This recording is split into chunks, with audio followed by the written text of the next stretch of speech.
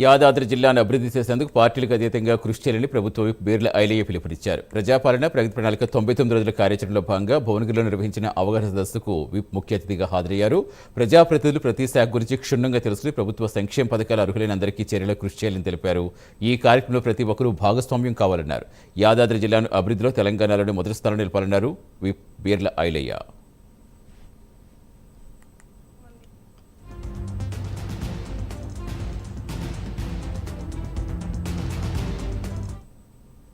వడ్డీ రుణాలు కావచ్చు, వ్యవసాయానికి పెద్దపీట వేసి వ్యవసాయానికి ఇన్పుట్ సబ్సిడీతో పాటు రైతన్నలకు అన్ని విధాలు అందుబాటులో ఉండాలని ఉచిత కరెంటు, నాణ్యమైన కరెంటు ఇచ్చుకుంటూ రైతులకు ఎప్పటికప్పుడు మేల్కొలైనటువంటి వ్యవసాయాన్ని నేర్పిస్తూ గ్రామాలను అభివృద్ధి చేసే లక్ష్యంగా ఈ ప్రణాళిక సిద్ధం చేసి ప్రభుత్వం ఇస్తున్నటువంటి పథకాలు ప్రతి పేదోడికి చెందాలనే లక్ష్యంతో ఎక్కడ కూడా అర్హులు మిస్ కావద్దు.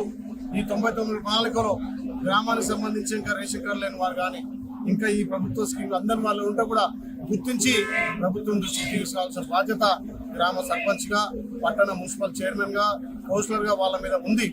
ఇలా ఈరోజు గౌరవ సర్పంచ్లకు, చైర్మన్లకు అందరూ కూడా ఒకరోజు శిక్షణ, అంటే మీ గ్రామంలో ఉన్నటువంటి అన్ని డిపార్ట్మెంట్ల మీద మీకు అవగాహన, సర్పంచ్కి ఎన్ని బాధ్యతలు ఉంటాయి, ఎన్ని విధులు ఉంటాయి, ఆ గ్రామంలో ఎన్ని శాఖలు ఉంటాయి, అధికారులతో సమన్వయం చేసుకొని ఆ గ్రామాన్ని ఏ విధంగా అభివృద్ధి ముందుకు తీసుకుపోవచ్చు, ప్రభుత్వం నుంచి ఇంకా ఏ రకంగా నిధులు తీసుకొచ్చి గ్రామాన్ని అభివృద్ధి చేయొచ్చు అనే లక్ష్యంతో ఈరోజు ప్రజాప్రతినిధులకు శిక్షణ కార్యక్రమం ఏర్పాటు చేస్తాం.